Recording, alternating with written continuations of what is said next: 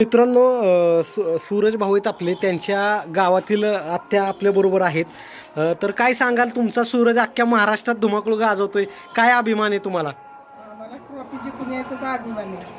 आता फक्त राहिलेत काही 2 ते 3 दिवसच राहिलेत आणि आता निकाल लागल बिग बॉसचा. काय मनात काय चाललंय नेमकं तुमच्या? आमच्या मनात काय नाही, ती लई म्हणजे ह्याच्यातनं वर गेलंय शून्यातनं.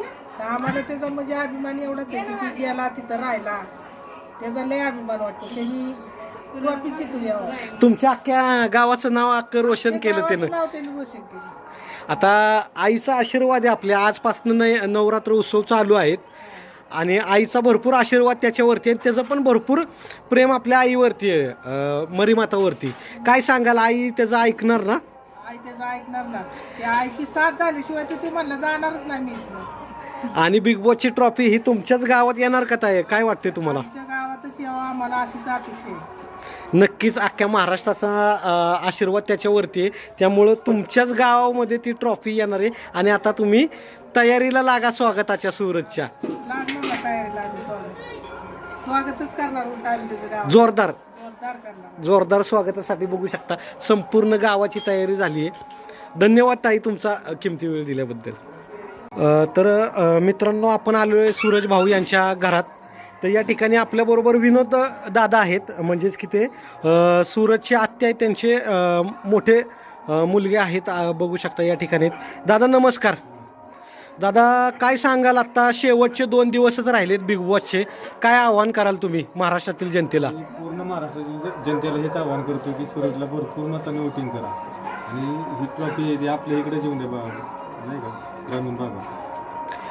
मुंबईला कशा प्रकारचा अनुभव होता? बिग बॉसचं घर तुम्हाला पाहायला भेटलं का? आमची लई इच्छा होती बिग बॉसचं घर बघायची, पण काय शेवटी नाही का 3 जणांच्या आतमध्ये एंट्री होती ना.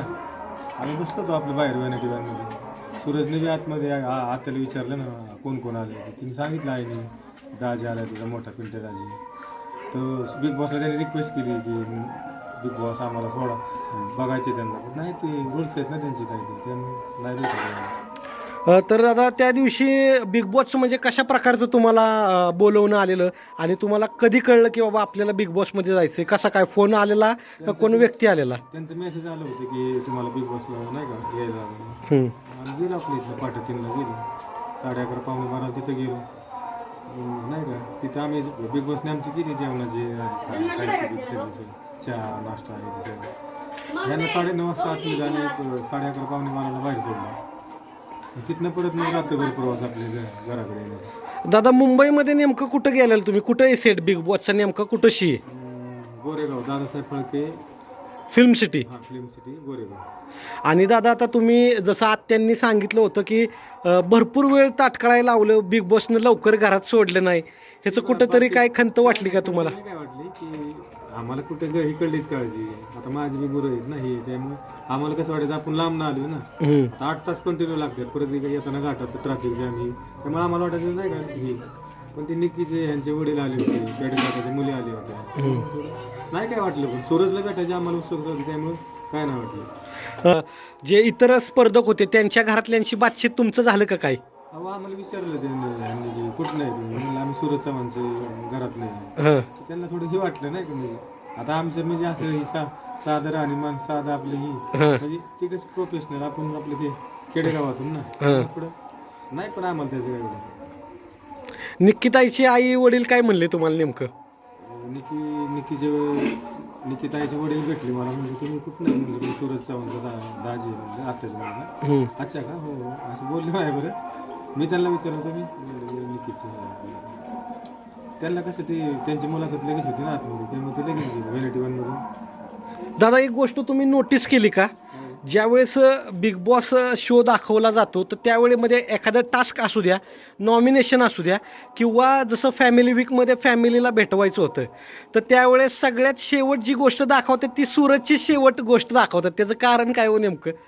कारण म्हणजे ते तुम्ही रात्री बघितला असेल कार्यक्रम, सगळ्या सूरजचा शेवटच होता. शेवटच होतं. आमच्या आईला ह्याला दाखवायचं होतं आतमध्ये सूरजच्या बहिणीला, ते शेवटच होतं. म्हणजे ही पब्लिकला उत्सुकता आहे की सूरजच्या घरातलं कोण येतंय किंवा नाही का, म्हणजे ही पब्लिकला ही आहे ना. बरोबर दादा, तुम्ही करेक्ट सांगितलं. कारण का लोकांना इतक्या म्हणजे इतका आतमध्ये सांगितलंय की मी पब्लिकच्या जीवावर मी आतमध्ये इतके दिवस आहे.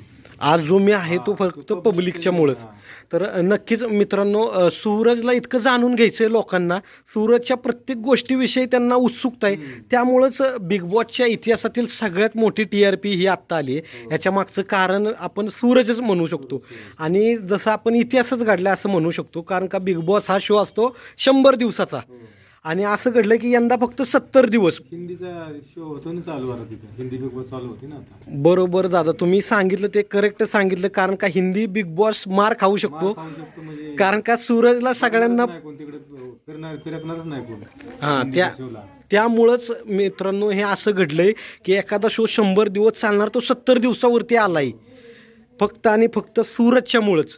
याच्या पाठचं मेन कारण आहे. दादा, सूरजचा स्वभावाविषयी काय सांगाल? घरी कसा असतो आणि तिकडं कसा असतो? एकदम साधा बोळा आहे तो तिथे बी गेला तरी बघा तसाच आहे, आणि तिथे बी होता ना तसाच आहे तो. त्याच्यात काहीच बदल आम्हाला तर नाही काय जाणवलं त्यात बदल काय. आता रिसेंटली अभिजित बिचुकले म्हणजे महाराष्ट्रातील सगळ्यात मोठं व्यक्तिमत्व ज्यांना आपण म्हणतो राजकारणातील, तसंच आपल्या राखी सावंत आणि आपले थत्ते साहेब यांनी पण सूरजची खूप प्रशंसा केली. काय वाटते त्याच्याविषयी, तुम्हाला काय सांगाल? त्यांनी सूरजचं ती बघितलं ना, त्याचं सूरजचं बघितलं बॅकग्राऊंड कसं आहे काय, त्याच्यावरून ते त्यांनी हे केलं ना. बिचुकले साहेबांनी तर घरातल्यांची इतकी म्हणजे इतकी काय बोलाय नको असं त्यांना बोलले, पण सूरजला फक्त एकदम त्यांनी गोड मुलगा आणि त्याला म्हणजे इतकं त्यांनी कौतुक केलं. काय सांगाल? त्यांना कळतंय ना पब्लिक बाहेरून किती सपोर्ट करते सूरजला, आणि त्याच्यावरून ते हे करतात ना सूरज विषयी. दादा, बिग बॉस हा शो नेमका कसा आहे, तुम्हाला काय वाटते? कशा प्रकारचा शो आहे, काय आहे त्यात, काय केलं पाहिजे? काय अनुभव आहे तेव्हा पण आपलं. आता सूरज गेलाय म्हणून आम्ही बी बघतो, नाही तर आम्ही तरी कशाला बघतो बिग बॉस. आम्हाला तर बिग बॉसच माहित नव्हतं महत्वाचं म्हणजे घराघरात आता गावाखेड्यात पण ज्याचं टीव्ही बंद होतं त्याने टीव्ही चालू केल्यात, ज्याच्यामुळे टीव्हीला रिचार्ज नव्हता ती लगेच रिचार्ज टाकते बिग बॉस बघायसाठी खास असे. आणि महत्वाचं म्हणजे खेडेगावातून सूरजला बघायसाठी खास हे करतात. नक्कीच दादा, सगळ्यांना फक्त आणि फक्त सूरज बघायचे. सूरज नेमका कसा आहे याच्यामुळेच ही रेकॉर्ड ब्रेक अशी जी TRP होती ती कलर्सवाल्यांना मिळाली आणि बिग बॉस शो एवढा हिट झाला. त्याच्या मागचं कारण सूरजची, म्हणूनच 70 दिवसावरती आला, कारण का हिंदीतला चालणार नाही याच्या मागचं मेन कारण होतं. तर दादा, काय सांगाल? आता शेवटचे 2 ते 3 दिवस राहिलेत. टॉप 3 मध्ये तुम्ही कुणाकुणाला पाहताय? सूरज, अभिजित हां आणि निक्की हे तीनच राहणार आहे. ती माझी मला असं वाटतं. बरोबर. अख्ख्या महाराष्ट्राला पण माहिती आहे की ह्या टॉप 3 मध्येच भरपूर सारे म्हणजे चुरस राहणार आहे, आणि जिकडं तिकडं आपण फक्त सूरज ऐकतोय. त्यामुळं नक्कीच तुमच्या गावामध्ये सूरज हा ट्रॉफी घेऊन येणार. दादा, सूरजला एक चान्स होता डायरेक्ट फायनलमध्ये जायचा. एक टास्क झाला बघा निक्की आणि सूरजच्या मध्ये, एक रिंग होती, त्या रिंगमधून रिंग पास करंटचा होता टास्क. त्याच्यामध्ये गडबड केली सूरजने. ते कसं झालं, ते रात्री गडबड झाल्यामुळे थोडी हे झालं. आणि बघितलं ते थोडी गडबड झाल्यामुळे ते हे झालं नाही का. असं म्हणजे त्याला कसं वाटलं की लवकर हे करायला पाहिजे, पण ती थोडं नाही जमलं त्याला ते टास्क. म्हणजे कमी वेळात लवकरात लवकर होईल या आशेनं त्यानं जरा गडबड केली, त्यामुळे तो हरला. नाही तर आज तागायत तो कुठलाच टास्क हरला नाही. पूर्ण बघितलं का 200 का कितीतरी झेंडे गोळा केले होते. हां 20 झेंडे त्यानं गोळा केले एकदम. हां एकदम कमी टायमिंगमध्ये, कारण का तो पण टास्क जरा रिस्की होता ना, अवघड होता, कारण का छोट्या गाड्यांवरनं सगळ्यांना लढलाय तो. हे अरबाज संग्राम दादा ह्यांना सुद्धा त्यांनी बघितलं. तर आता सगळ्यांना तर माहिती आहे ट्रॉफी तर तुमच्याच घरी येणार आहे, तुमच्याच गावात येणार आहे. काय नियोजन केलंय, काय स्वागताची कशा प्रकारची तयारी आहे? नियोजन बघू आता आमचं चाललंय हे आपले साऊंड सिस्टम वाले आम्हाला करतात फोन कधी येणार आहे सूरज. आता आम्हाला नक्की अजून निश्चित माहित नाही ना, आम्हाला तिकडून फोन आल्याशिवाय आम्हाला बी काही सांगता येत नाही पुढे. पण हाय जय मल्हार हॉटेलवाले यांनी बी आम्हाला फोन केले होते काय सूरजचं नाही का, म्हणजे कधी येणार आहे काय, आम्ही हे खर्च करतोय ते खर्च करतो असं म्हणतात म्हणजे आम्हाला लोक. बघू आता चालली आमची तयारी. महाराष्ट्रातील जनतेला काय आव्हान कराल? शेवटचे काहीच तास राहिले, तुम्ही काय सांगाल? सूरजला भरपूर मताने भरपूर वोटिंग करा, जेणेकरून सूरज ट्रॉफी जिंकून येईल हिशोबात. तर मित्रांनो, काही तासच राहिलेत. नक्कीच सगळ्यांची इच्छा आहे सूरजच जिंकावा, आणि त्यासाठी सगळ्यात महत्त्वाचं आहे वोटिंग करणं. म्हणून सगळ्यांनी जास्तीत जास्त, आणि तुमचे जेवढे ओळखीचे असतील त्यांना पण सांगून तुम्ही सूरजला. सगळीकडे करतो मी स्वतः आहे ना, मी जीवच माझ्याकडे आता ॲप उघडले मी सूरज असं गेला ना, तेव्हा सगळ्यांना वोटिंगची पाठवते.